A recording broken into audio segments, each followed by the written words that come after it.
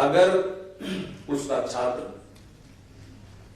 शहर में या बाजार में भी मिलेगा तब भी उस टीचर के लिए वो छात्री है। वहां भी आपको उसको बहुत कुछ बताना है जो एनसीईआरटी की किताब में नहीं लिखा। सिर्फ वही नहीं बताना है आपको जो आपके कोर्स में है। यह अलग बात है कि उस कोर्स की अपनी एक मर्यादा है और उसमें आपको लिखना है, उसमें नंबर मिलने हैं, मार्कशीट मिलनी है, पास होना है, फेल होना है। लेकिन हमारे देश की पूरी शिक्षा व्यवस्था खासतौर से मार्कशीट ओरिएंटेड हो गई है। ये बात अलग है कि 70 सालों में हमने देखा कि जो मार्कशीट लेकर के सत्ता पे बैठे या व्यवस्था पे बैठे, उन्होंने देश को दांव पे लगा दिया और जिनकी मार्कशीट नहीं मिल रही है वो ठीक ठाक काम कर रहे हैं। तो आप मार्कशीट के माध्यम से देश कहीं नहीं चलता है। आप साइंटिस्ट पैदा कर सकते हैं, टेक्नोक्रेट पैदा कर सकते हैं, ऐसी शिक्षा दे सकते हैं उससे नौकरी मिल जाए, लेकिन कंट्रडिक्शन देखिए कि भारत जैसे देश में, भारत जैसे राष्ट्र में इंसान बनाने की शिक्षा कोई कॉलेज नहीं दे रहा है। आपकी राष्ट्र के प्रति क्या जिम्मेदारी है, क्या आपके अधिकार हैं, कैसे हमें अपना उस गौरवशाली इतिहास को जानना है, उस किस्म की शिक्षा पूरे देश में कहीं नहीं दी जा रही है। और जो शिक्षा दी जा रही है उससे लोग करोड़ रुपया कमाते हैं, इस देश की व्यवस्था की कमजोरियों का फायदा उठाते हैं और उस मैनिपुलेशन से देश से बाहर भाग जाते हैं। अब वो सिलसिला 70 साल से हमारे देश के राजनीतिकों ने भी सीख लिया है। उन्होंने शिक्षा में जो भी कुछ किताबें आप पढ़ाते हैं उसमें आपका दोष नहीं है। तो अगर किसी देश की शिक्षा व्यवस्था गड़बड़ होगी तो मैं नहीं मानता कि वो देश बहुत दूर तक चल पाएगा। इस आजाद भारत का, इस तथाकथित आजादी मिलने वाले भारत का सफर 70 साल में ऐसे मुकाम पे पहुंच गया है जहां हम ये नहीं कह सकते कि हम हैं कौन, हमारा क्या माजी है, हम जो पढ़ रहे हैं वो सच भी पढ़ रहे हैं या गलत पढ़ रहे हैं, हम पढ़ रहे हैं तो इसका मकसद क्या है वो दिखता नहीं है। जो कोर्स में बताया जाता है वो जमीन पे नहीं है, जो जमीन पे है वो कोर्स पे नहीं है, जो दिल में हीरो है वो समाज में नहीं है, जो समाज में हीरो है वो किताब में नहीं है। इस कंट्रडिक्शन के बीच हम अपने बच्चों को शिक्षा देते हैं। इस कंट्रडिक्शन के बीच हम उसको घर में सच बोलने की बात बताते हैं और उसको तमाम आदर्श समझाने की कोशिश करते हैं, लेकिन उसका जीवन भी दो हिस्सों में बटा हुआ है। घर पे मां या उसके वालिद साहब, पिताजी सुभाष चंद्र बोस के बारे में कुछ और बताते हैं और स्कूल में टीचर कुछ और बताते हैं। इस देश के बच्चों को नहीं बताया गया कि भाई ये बाल दिवस जो है ये 14 नवंबर को क्या होता है और 14 नवंबर से बाल दिवस का क्या रिलेवेंस है। ऐसी कोई ये नहीं बताता है कि 15 अगस्त 1947 को भारत आजाद हुआ था या भारत दो टुकड़ों में बटा था। 15 अगस्त 1947 को भारत को डोमिनियन का स्टेटस मिला था। यह नहीं बताया जाता इस देश में कि सुभाष चंद्र बोस के अंडर में जो 46,000 फौजी थे उसमें से 21,000 फौजी इस आजादी की भेंट चढ़ गए जिन्होंने जान दे दी। ये मुल्क बटा करीब 21 लाख लोगों की हत्या के बाद। इसके लिए कौन जिम्मेदार है, क्यों जिम्मेदार है, और जिम्मेदार नहीं है तो क्या हम सवाल नहीं पूछ सकते? क्या हमें सवाल पूछने का अधिकार नहीं?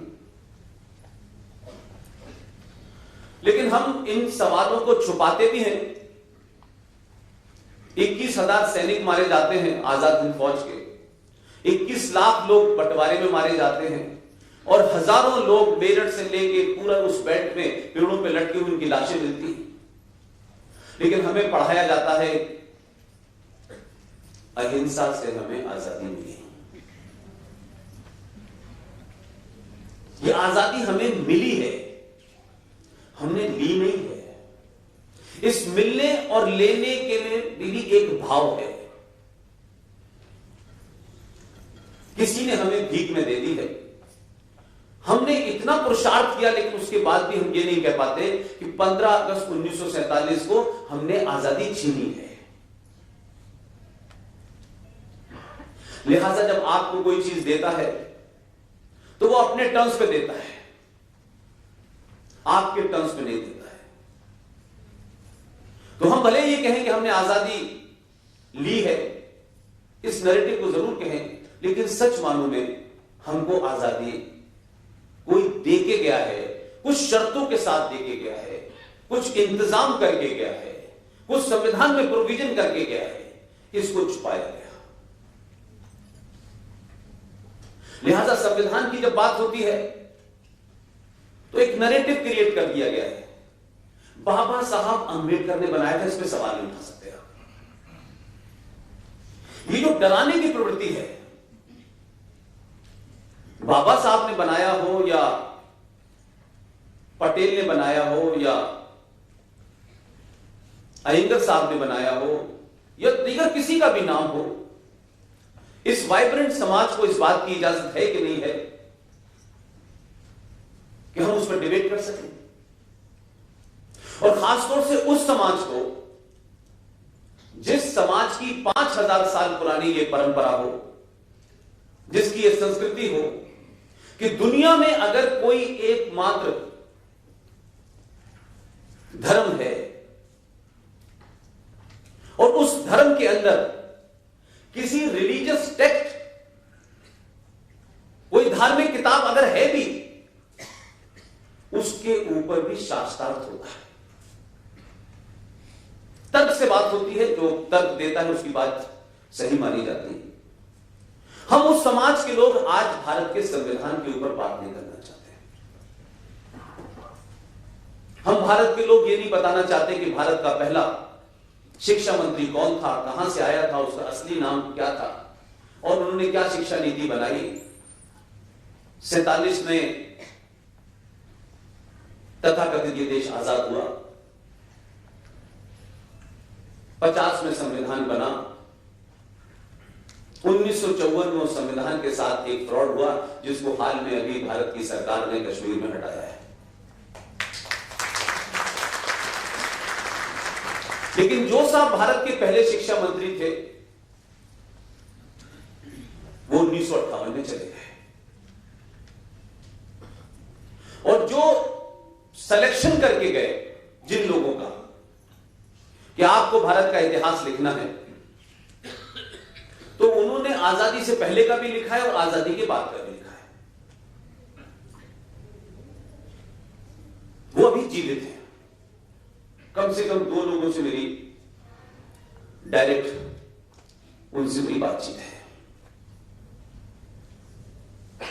मैं इस बात को कभी बहुत ही लेमैन की हैसियत में सोचता हूं कि 1958 में मोइनुद्दीन अहमद ये कौन थे? ये फिरोज बख्त साहब कौन थे? हमारे भारत के शिक्षा मंत्री का जब जन्म मक्का में हुआ तो उनकी मां ने उनको नाम दिया फिरोज बख्त। जब वो बड़े हो गए तो उनको मोइनुद्दीन कहा गया। जब उनको समझदारी हुई और भारत की राजनीति में वो एक्ट हुए तो उन्होंने तो उन्होंने अपना नाम अबुल कलाम आजाद लिखा। लेकिन इन 3 नामों के बीच में अभी तक ये खोज का विषय है कि कौन सी पॉलिटिकल मजबूरी थी कि उनके नाम के आगे कहां से हवा में उड़ के एक शब्द आया और उनका नाम हो गया मौलाना अबुल कलाम आजाद। उन्होंने जो भी कमेटियां बनाई उसमें एक नाम है, एक मोहतरमा है, बड़ा नूर नाम है उनका। संकट यह हो रहा है कि जिन्होंने भारत की संस्कृति, भारत के इतिहास को लिखा है, बहुत दावे के साथ लिखा है, उनसे 75 साल की उम्र में जिस यूनिवर्सिटी में वो प्रोफेसर थी, उसमें प्रोफेसर एमेरिटस का उनको एक खिताब मिला हुआ है। प्रावधान है कि उसको जब दोबारा से अपडेट करना होता है तो बायोडाटा मांगते हैं, वो बायोडाटा नहीं दे रही। आखिर उनके बायोडाटा में ऐसी क्या खास बात है कि जिस यूनिवर्सिटी में उन्होंने पढ़ाया, तमाम किताबें लिखी, पूरे देश में उनका इतिहास पढ़ाया जा रहा है, वो इस उम्र में भी अपना बायोडाटा देने से क्यों शर्मा रही है और इसको विवाद का इशू क्यों बना रही है? अगर उनकी उम्र को घटा करके हम पीछे ले जाएं तो ये तो मैं मानता हूं कि कोई बिरला बच्चा होता है जो 10वीं क्लास में पढ़ता है या 11वीं क्लास में पढ़ता है या 10 साल का होता है और वो कोई एक आविष्कार कर दे, ये तो मैंने सुना है। लेकिन 28 साल की उम्र में इतने बड़े इतिहासकार आप हो जाएं, ऐसा आविष्कार कर दें आप कि आप भारत राष्ट्र का इतिहास लिख के चले जाएं और फिर एक नैरेटिव क्रिएट हो पिछले 70 सालों में कि जो लिख दिया है वही सच है। अब जो सच है वो मिलता नहीं है।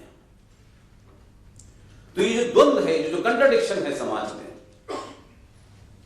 कि 1947 से जहां से चले थे, जो सफर तय किया था, उसकी बहुत कीमत दी हमने, लेकिन आज 2019 में आखिर इस समाज में इतनी उथल पुथल क्यों है, इतना गुस्सा क्यों है? तो मैं इसको जहां तक समझ पाया कि इस देश में वन वे ट्रैफिक था, जो हमने बता दिया है वही ठीक है। आपके पास सोर्स ऑफ इंफॉर्मेशन ही नहीं थी, आपके पास रेफरेंसेस ही नहीं थे, और जब रेफरेंसेस नहीं होते हैं तो बहुत सारे लोगों की आदत है कि जब भी कोई आप अच्छी बात कहें तो लोग ये पूछते हैं कि ये किस किताब से आपने लिया है, और आपने किसी हिंदुस्तानी राइटर का नाम बता दिया तो फिर आपकी कोई क्रेडिबिलिटी नहीं है जब तक विल्सन और जॉर्ज और माइकल नाम के आगे न लगा हो। तो आपको लगता है अच्छा उन्होंने लिखा है तो अल्लाह मियां के सीधे उतर के आए हैं, लिहाजा उन्होंने जो लिखा है वो तो सच होगा। हम सब लोग तो ऐसे ही आ गए। तो इस मानसिकता ने हुआ ये कि हमारे समाज को डरा दिया और एक खास किस्म के नैरेटिव में ये देश चल रहा है, और हम सब लोग उस दौड़ में शामिल हो गए हैं बगैर ये सोचे कि घर, परिवार, समाज, राज्य, ये पूरा देश और ये राष्ट्र जिस तरफ शामिल हो गया है उस तरफ बहुत आगे नहीं जा पाएगा। जिस 70 साल में दुनिया ने अपनी जर्नी तय की वो आज बहुत आगे है।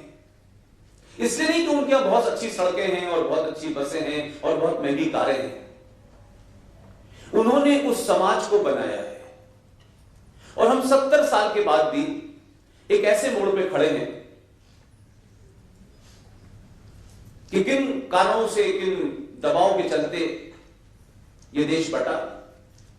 आज पूरा देश, ये राष्ट्र अनेकों खतरों से घिरा हुआ है।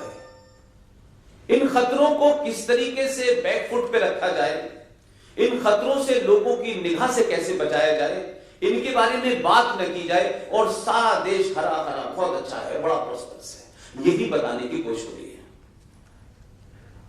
जिन लोगों की मजबूरी है वो बताते हैं, ठीक है, समझ में आता है, उनकी गिनती इस देश में 4, 5, 10 करोड़ होगी, लेकिन 130 करोड़ के देश में हजारों लाखों स्कूल हैं, प्रिंसिपल हैं, उस्ताद हैं, एक्सपर्ट्स हैं। वो कौन सी मजबूरी है कि हम नौकरी के नाम पे, सिर्फ नौकरी की वजह से हमारे अपने अंदर जो सवाल उठ रहे हैं, ना उसका